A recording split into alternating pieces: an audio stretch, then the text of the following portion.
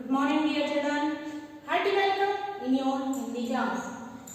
Class 1, subject Hindi first. Lesson 2, वर्ण शब्द और वाक्य. ये लेसन का नाम है. कल की वीडियो में आपने लेसन 1 के बारे में पढ़ा था, भाषा की. आज हम भाषा से संबंधित दूसरी चीजों के बारे में पढ़ेंगे. आपकी बुक है रचना प्रश्न. इसमें हमने भी बताया आपको लेसन 2 का आज हम अध्ययन करेंगे, वर्ण शब्द और वाक्य, जिसमें सब नंबर 1 दिया है वर्ण. वर्ण के बारे में डियर स्टूडेंट आप नर्सरी क्लास से ही पढ़ते आ रहे हैं. वर्ण माने होता है अक्षर. इसमें जैसे दिया गया है आपकी बुक में, जब हम बोलते हैं तो हमारे मुंह से कुछ ध्वनियाँ निकलती हैं. ध्वनियाँ मीन्स आवाज. ध्वनि माने आवाजें निकलती हैं. जब हम बोलते हैं तो कुछ आवाजें निकलती हैं, तो सबसे छोटी ध्वनि को ही वर्ण कहते हैं. तो हमारे मुंह से जो सबसे छोटी ध्वनि या आवाज निकलती है तो उसको वर्ण या अक्षर कहते हैं. वर्ण भाषा की सबसे छोटी इकाई है, मतलब इससे छोटी कोई और चीज नहीं होती है. ये वर्ण या अक्षर के और अधिक टुकड़े या खंड नहीं किए जा सकते. तो हम अक्षर को या वर्ण को और अधिक तोड़ नहीं सकते. जिस रूप में ये हमारे मुंह से निकलती हैं उसी रूप में हमें इन्हें लिखना होता है. तो नर्सरी क्लास में जैसे आपने ए आ क ख ग घ ये अक्षर पढ़े हैं तो वही वर्ण होते हैं. तो इनकी परिभाषा किस तरह से हम लेंगे? वर्ण या अक्षर वह सबसे छोटी ध्वनि जिसके और खंड नहीं किए जा सकते वर्ण या अक्षर कहलाती है. इसे सरल और साधारण भाषा में हम इस प्रकार समझ सकते हैं डियर स्टूडेंट कि जो हमारे मुंह से निकलने वाली सबसे छोटी आवाज होती है और जिसके और अधिक छोटे टुकड़े हम नहीं कर सकते, उसी ध्वनि या आवाज को वर्ण या अक्षर कहते हैं, जिसको हम सबसे छोटे रूप में लिखते हैं. इसके बाद आती है आपकी वर्णमाला या अक्षरमाला, जो हम ये सबसे छोटी ध्वनि अक्षर के रूप में प्रयोग करते हैं. जब हम उसे क्रमबद्ध तरीके से लिखते हैं, मतलब एक के बाद एक करके लिखते हैं, तो वो वर्णमाला या अक्षरमाला बन जाती है. जैसे कि आपकी वर्णमाला या अक्षरमाला में सबसे पहले आपके स्वर आते हैं.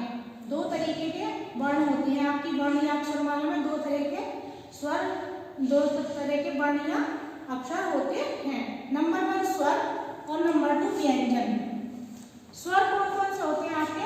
अ आ इ ई उ ऊ री ए ऐ ओ औ. अ से लेके औ तक ये आपके वर्ण होते हैं, स्वर कहलाते हैं, क्योंकि इनकी मात्रा चिन्ह होते हैं और ये मात्राएं व्यंजन के अक्षरों पर लगाई जाती हैं क ख ग घ के ऊपर. इसमें जो आपका अंग और अहा होता है, अंग की भी बिंदी होती है जो मात्रा में प्रयोग की जाती है, और अहा को कहते हैं विसर्ग. तो पीछे 2 बिंदु प्रयोग किए जाते हैं, जिसका अध्ययन आपने यूकेजी की क्लास में किया है. तो यूकेजी में आपने इन अक्षरों के और इन अक्षरों की मात्राओं के बारे में भी, स्वर की मात्राओं के बारे में भी पढ़ा है कि कैसे वो शब्दों के अक्षरों के साथ मिलाकर शब्द बनाते हैं, मात्रा के साथ मिलाकर शब्द बनाते हैं. तो अंग और अहा को अयोग वह कहते हैं. अंग और अहा को अयोग वह कहा जाता है. उसके बाद आते हैं व्यंजन. व्यंजन हमारे वो अक्षर होते हैं जिनके ऊपर स्वरों की मात्राएं लगती हैं. क ख ग घ ण च छ ज झ ञ. क से लेकर ह तक के सारे अक्षर व्यंजन होते हैं. और उसके बाद छ त्र य स्र ये आपके संयुक्त व्यंजन के अंतर्गत आते हैं. आप अपनी बुक में भी इसे बहुत ध्यान से रीड करेंगे, पढ़ेंगे और समझेंगे, क्योंकि बहुत समय हो गया है आपको नर्सरी में इन्हें पढ़े हुए, तो आप भूल गए होंगे. तो पहले आ से औ तक की मात्राएं सीखेंगे. अंग और अहा को अयोगवा कहते हैं, और क से लेके ह तक जितने अक्षर हैं ये व्यंजन होते हैं. और इसमें अड़ा और अणहा को भी मिक्स किया जाता है, इनको भी जोड़ा जाता है.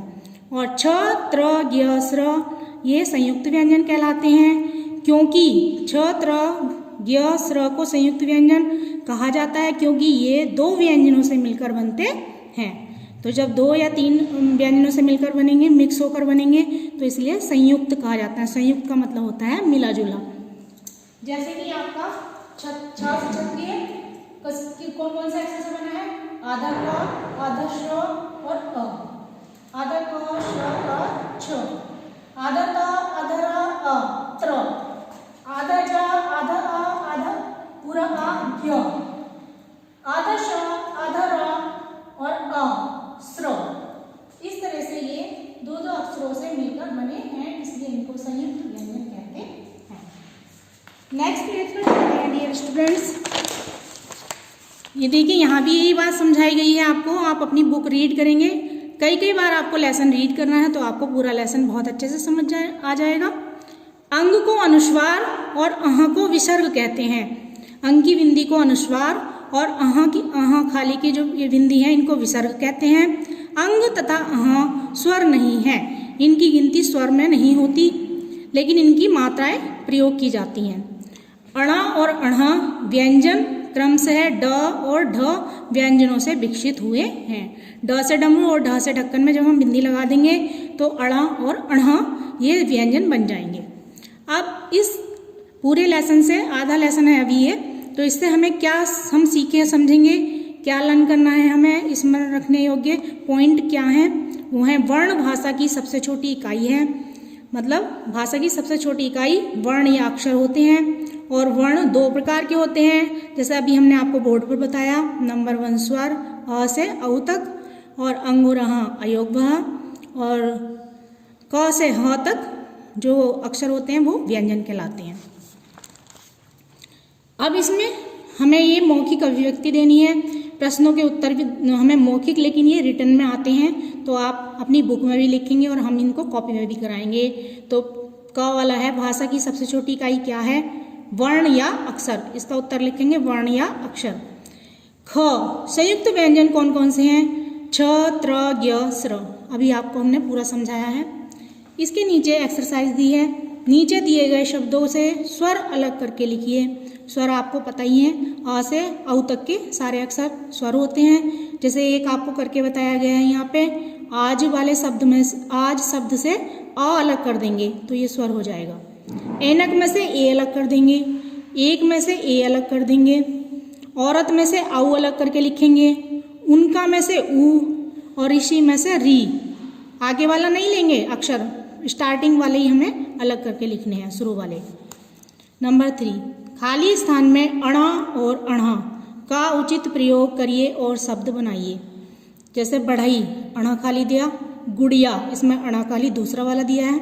ऐसे ही पढ़ना में अणा वाला आएगा, लड़की में अणा वाला आएगा, कढ़ाई में अणा, घड़ी में अणा, दौड़ना में अणा, पहाड़ में अणा, चढ़ाई में अणा, गुड़िया में अणा, खिड़की में अणा और बड़ी में अणा। निम्न 4th नंबर पे है, निम्नलिखित वर्णों में से संयुक्त व्यंजन छांट कर लिखिए। तो पहले हम सर्कल कर देंगे, गोला बना देंगे, छ, त्र, ज्ञ, स्र, और फिर उनको अलग करके यहाँ लाइन में लिख देंगे, छ, त्र, ज्ञ, स्र। आगे बहुविकल्पीय प्रश्न दिए गए हैं, तो सही उत्तर के सामने हमें टिक लगाना है।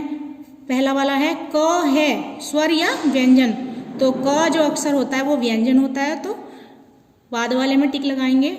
ज भी व्यंजन होता है, तो इसे भी बाद वाले में टिक करेंगे। औ होता है स्वर, औ होता है स्वर, तो लास्ट वाले में करेंगे टिक। बड़ा ऊ भी स्वर होता है, तो इसको भी लास्ट में टिक करेंगे। घ ध स्वर है या व्यंजन? ध व्यंजन है, तो इसको भी लास्ट में टिक करेंगे। छ से क्षत्रिय है संयुक्त व्यंजन, तो इसको पहले वाले में टिक करेंगे संयुक्त व्यंजन के सामने। और ऋ से ऋषि स्वर होता है, तो इसको भी पहले वाले में टिक करेंगे। अब ये रचनात्मक गतिविधि आपको करने के लिए बुक में दी गई है, पिक्चर दी हैं और आदि आदि उनके नाम दिए गए हैं, आपको पूरे करने हैं। सही वर्ण लिखकर चित्रों के नाम पूरे करने हैं। आ में आम, औरत, अंगूर, खरगोश, छतरी, थर्मस, पहिया, त्रिशूल। उसके बाद स्वरों की रेलगाड़ी के डिब्बों में क्रम स्वरों को मतलब जो स्वर हैं ऐसे अ तक, अ से अ तक, तो उनको रेलगाड़ी के डिब्बों में क्रम से बैठाइए और इंजन की चिमनी से धुआं निकालिए। तो लेसन ये पेज नंबर 12 पर देखिए कितनी सुंदर आपको बनाकर दी है ट्रेन। तो इस ट्रेन में से जब आप पूरे अक्षर लिख दोगे आ से अ तक के, तो इसमें से धुआं निकालना है आपको। अ के बाद आ के बाद आ, ई, उ, री, ए, ऐ, ओ, औ। बंद कर दो। शब्द और वाक्य।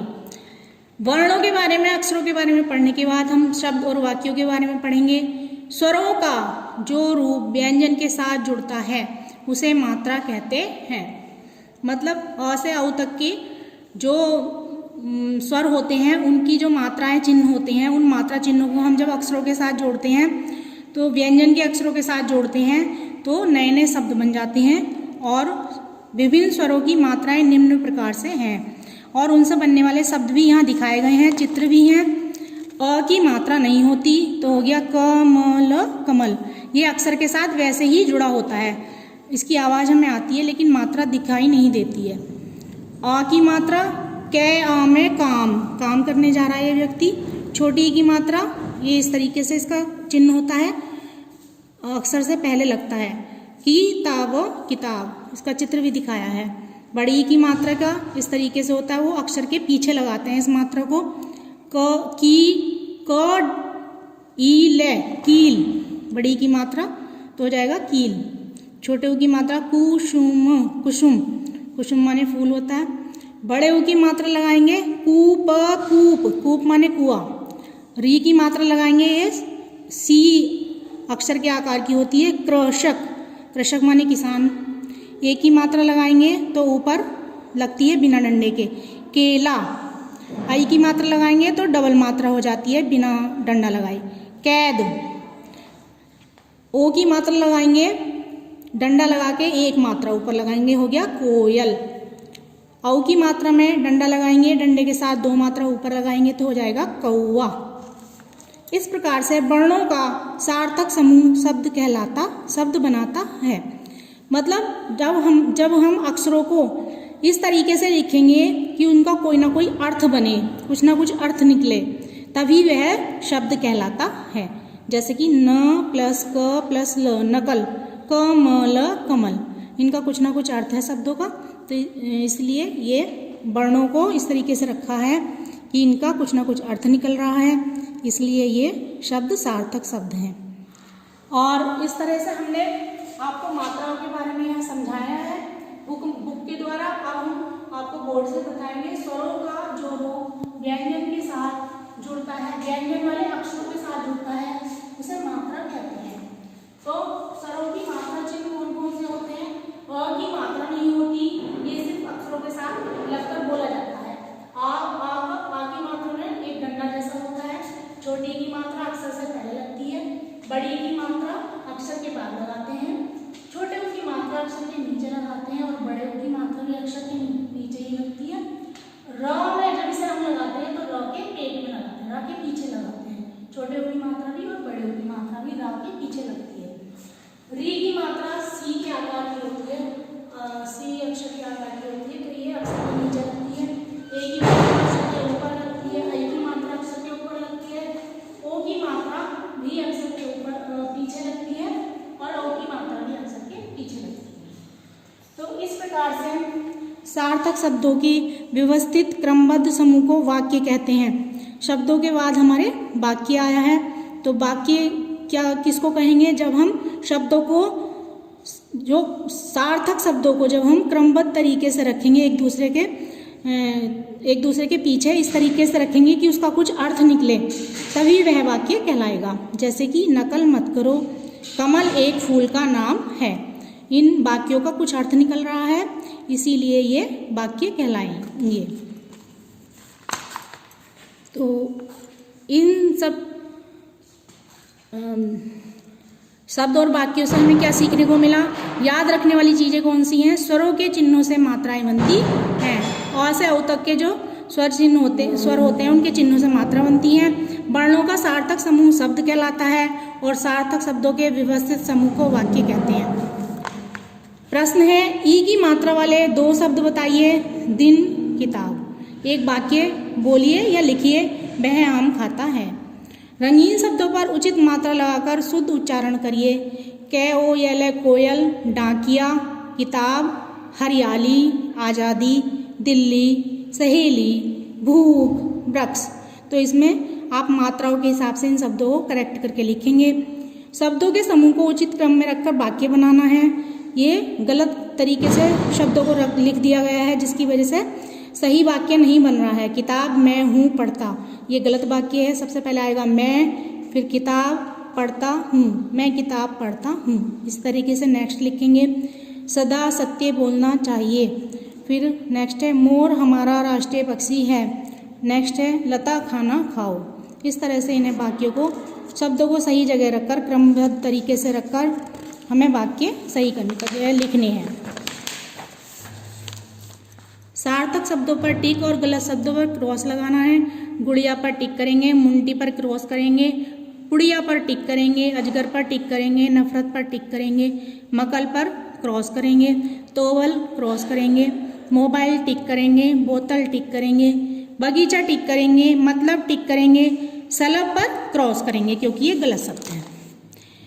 रचनात्मक गतिविधि में हमें नंबर 1 दिए गए वर्ण समूह के वर्णों को सही क्रम में रखकर सार्थक शब्द बनाने हैं। अक्षरों को गलत तरीके से रख दिया गया है वर्णों को, जिसकी वजह से सही शब्द नहीं बने हुए हैं। तो फर्स्ट आएगा लड़की, सेकंड चिड़िया, थर्ड में तितली, फोर्थ में टोकरी, फिफ्थ में लौकी, फिर बिल्ली, उसके बाद कछुआ और फिर लास्ट का है अजगर। नंबर 2 में बॉक्स में से सही शब्द चुनकर चित्र के नीचे लिखने हैं हमें। ये शब्द दिए हुए हैं, इनसे संबंधित पिक्चर के नीचे हमें लिखना है। फर्स्ट पिक्चर है फूल, सेकंड लड़की, चिड़िया, उसके बाद लौकी, फिर भगवान की पिक्चर है और सबसे लास्ट में तितली की पिक्चर है। इस प्रकार से आपकी जो लेसन की एक्सप्लेनेशन थी कंप्लीट हो गई है और आप लोग अपनी बुक में जितनी भी एक्सरसाइज हमने समझाई है कंप्लीट करके लिख लेंगे। नोटबुक में हम आपको क्वेश्चन आंसर लिखने के लिए